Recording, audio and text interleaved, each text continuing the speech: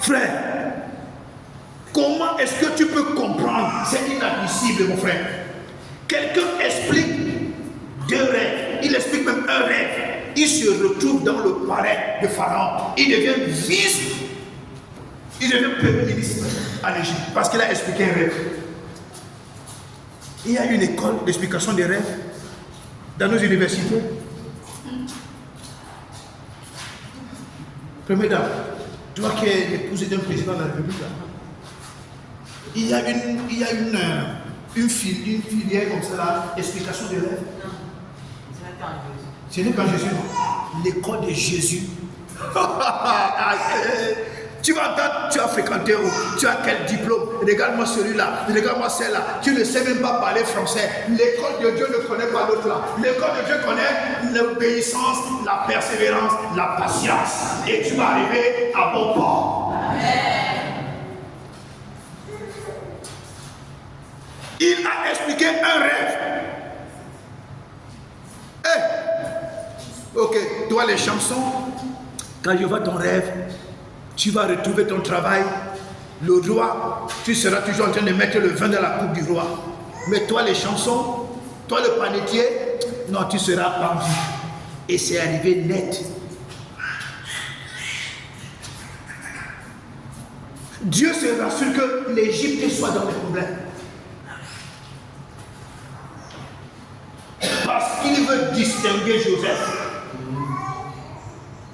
Parce qu'il veut révéler Joseph. Le pharaon a eu des cauchemars qu'il n'a jamais eu de toute sa vie. Comment une vache maigre peut avaler une vache grasse? Ça ne s'explique pas, non? Ça s'explique comment? Même en sorcellerie, ça ne s'explique pas. Comment une vache maigre peut avaler une vache grasse? Comment des épis maigres peuvent avaler des épis grasses? Dieu, quand Dieu veut te distinguer, même si cet homme-là c'est le plus puissant des dictateurs, Dieu va aller broyer son cerveau. Dieu va lui faire passer par des cauchemars. Dieu va lui enlever la peur au sommeil. Quand il dort, c'est toi qui vois. Quand il dort, c'est toi qui vois. Je dis souvent aux gens, quand tu vas dans un travail, tu perds le travail. Tu pries. La personne ne te rappelle pas. Tourne la page là, tu continues ta route. Tourne la page là, tu continues ta route. Quand c'est pour toi là, le patron là ne va pas dormir. Quand c'est pour toi, ce patron là ne trouvera pas le sommeil. Il va rêver comment on le fouette. Il va rêver comment on est au-dessus avec la machette. Il va te rêver. Mais quand il va se lever pour prendre le téléphone, Dieu dit de revenir au travail. Et qu'il est déjà passé par des sales draps. Joseph se retrouve dans le palais parce qu'il a expliqué un rêve. Il devient premier ministre en Égypte parce qu'il a expliqué un rêve.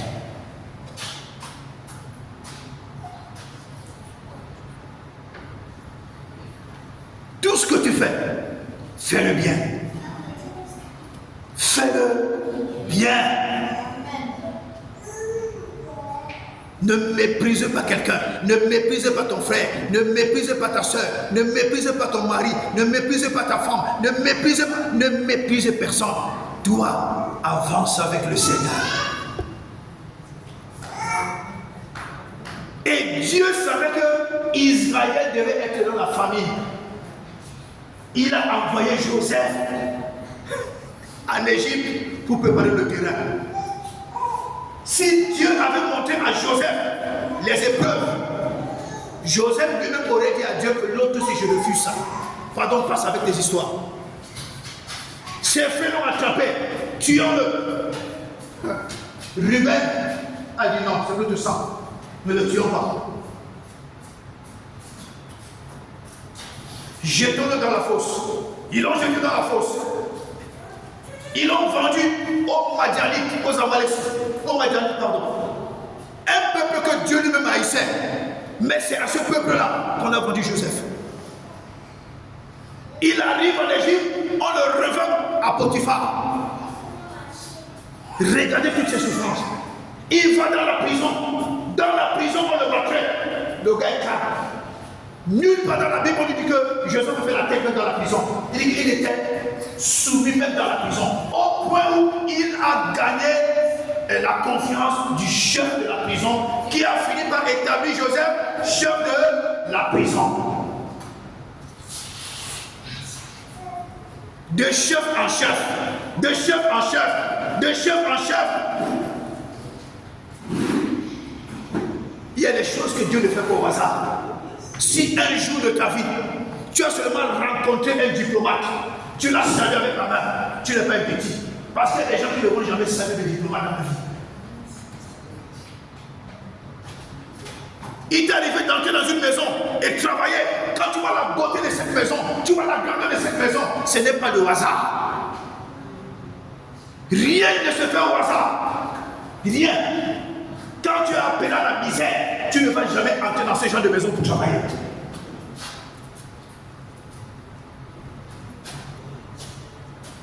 Alléluia. Dieu est extraordinaire. C'est ce matin que je causais avec Naomi. Je lui ai posé une question, mais j'ai dit, hey, Naomi, ton passeport, c'est moi qui étais revenu avec ça. Elle me dit, oui, pasteur. J'ai dit, ah, ok. Quand il fallait demander le séjour pour venir dans ce pays, mais la secrétaire de l'ambassade, je vais dire le nom du pays, ouais, au Cameroun. La secrétaire de l'ambassade au Cameroun là-bas. La femme là est d'une têtutesse pas possible. La femme là bloque les dossiers des gens. Mais la femme là fait transpirer Maman Diako. J'entends. La femme là fait.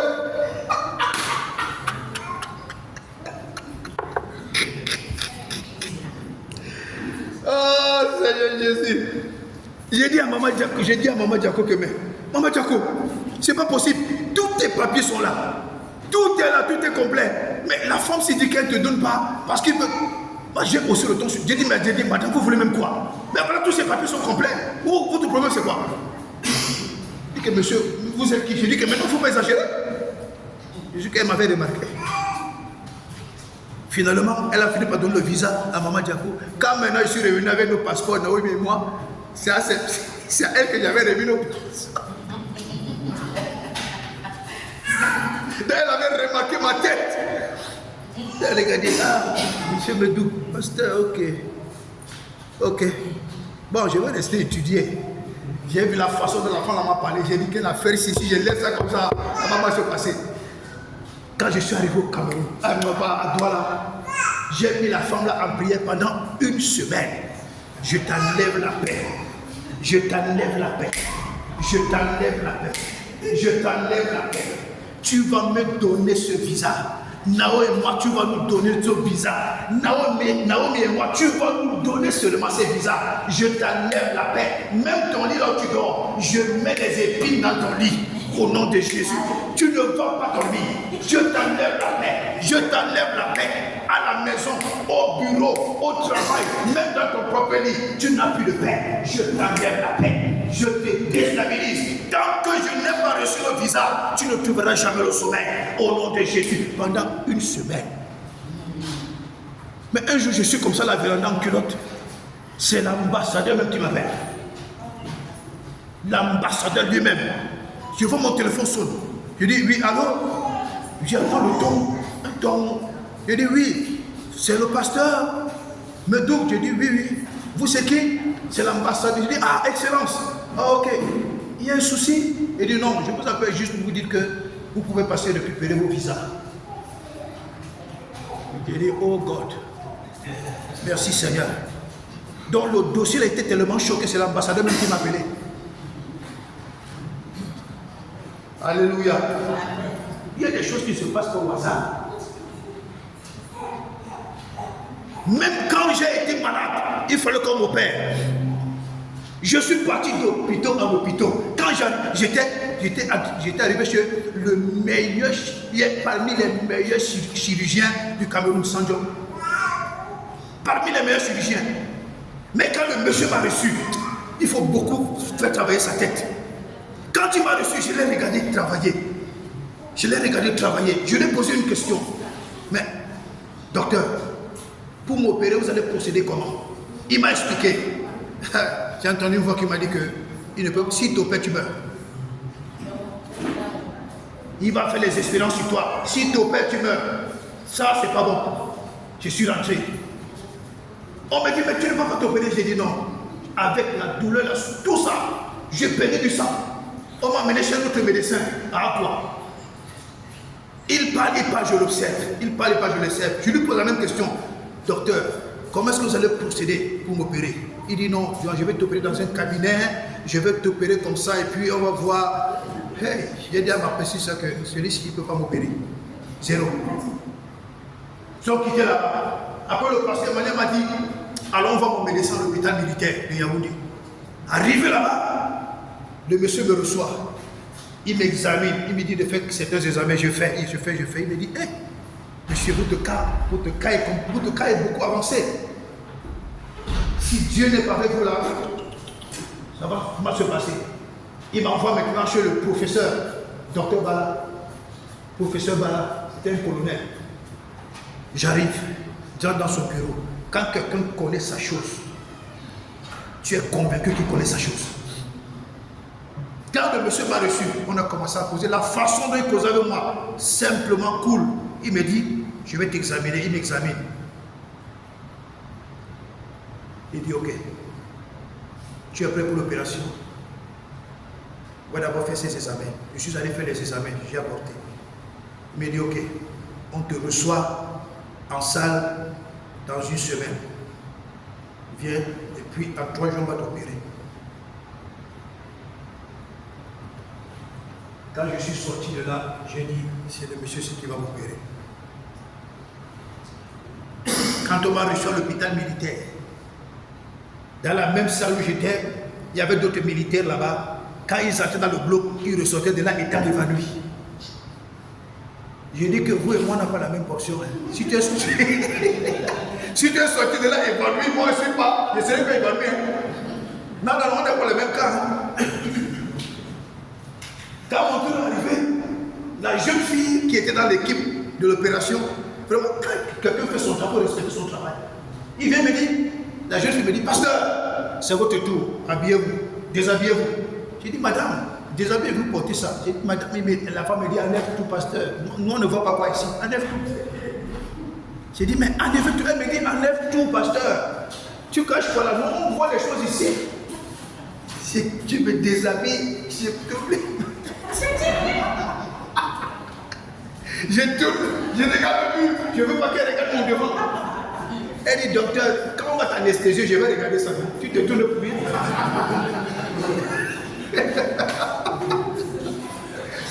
Alors, j'entre dans la salle d'opération. Dès qu'on me pousse, j'entre dans la salle d'opération. On me met à table. La femme est là, elle cause avec moi. Comment ça va, pasteur? L'église, ça va? Ça va bien, ça va bien. Pendant ce temps, elle cherche l'endroit, il y a un niveau de la colonne vertébrale où on injecte l'anesthésie. Elle a injecté l'anesthésie. Ils nous ont fait l'anesthésie partielle. Après, le docteur me tape. Il dit, tu sens mal? J'ai dit non. Tu sens mal? J'ai dit non. Il dit, ok, c'est bon. L'opération qu'ils font d'habitude pendant plus d'1 heure, ils ont fait ça en 30 minutes. 30 minutes, fini. Ils me disent, ok, ramenez le pasteur. Je dis, mais c'est fini? Ils me disent, non, c'est fini, c'est bon. Je dis, ah, les gens ont même travaillé. Maintenant, c'est moi qui pose la question, mais vous avez même fait quelque chose? Il dit que non, donc, pasteur, c'est bon, c'est fini. On me ramène dans la salle où j'étais. Oh, on m'avait dit, n'ouvre pas ton téléphone. Ne prends pas l'appel, on t'appelle. Parce que l'anesthésie est encore dans ta colonne vertébrale. Dès que le premier appel est passé, j'ai pris et j'ai soulevé la tête. C'est ça qui a failli me tuer. J'ai eu un mal de tête violent pendant des jours. Le médecin m'a tout prescrit dit. Parce que j'ai déjà tout prescrit, je sais pas ce que je pensais. Est-ce que quand on t'a opéré, tu as pu te dire oui, mais c'est ça. C'est le jour où je sors de l'hôpital. Le pasteur Manuel me prend. Parce qu'il partait remettre ses devoirs à la théologie protestante là-bas. C'est en route que j'ai envie de vomir. C'est l'anesthésie laquelle me tue. Et le Saint-Esprit n'a pas permis. Dès que nous sommes arrivés dans un bosquet, j'ai eu envie de vomir. Dès que j'ai ouvert la porte, dès que j'ai vomi là, c'est l'anesthésie là qui était sortie comme ça. Après ces vomissures là, je me sentais que le mal était. Donc Dieu a fait que je puisse vomir pour que l'anesthésie sorte par la bouche. Toute l'anesthésie est sortie par la bouche. Quand Dieu a sa main sur toi, mon frère, quand Dieu est pour toi, ma soeur, laisse-moi te dire, les gens peuvent comploter, les gens peuvent t'empoisonner, les gens peuvent faire tout ce qu'ils veulent. Aussi longtemps que tu n'es pas encore entré dans le plan de Dieu pour ta vie, aucune situation ne pourra te tuer. Aucune. Alléluia. Oh, frères et sœurs, non, non, non, non, non, non, non, non, non, non, non, non, non, non, non, non, non.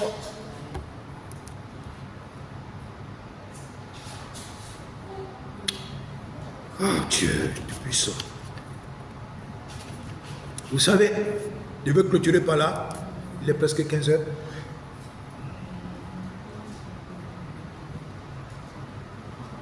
J'aimerais que tu retiennes une seule chose en sortant d'ici aujourd'hui. Sache que le calendrier de Dieu, ce n'est pas le calendrier que tu as à la maison. 1, 2, sois patient.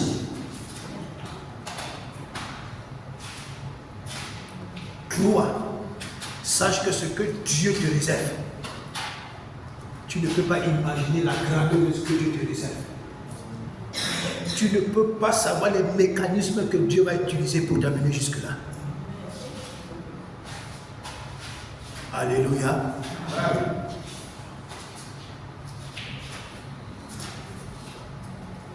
Dieu est capable, comme il dit, il amène de loin un oiseau de proie pour accomplir son dessein dans ta vie. Quelqu'un peut entrer dans ce pays, il paye tes ovacités, il te paye le billet d'avion, il te fait voyager, tu pars. Et après il disparaît, tu ne le vois plus.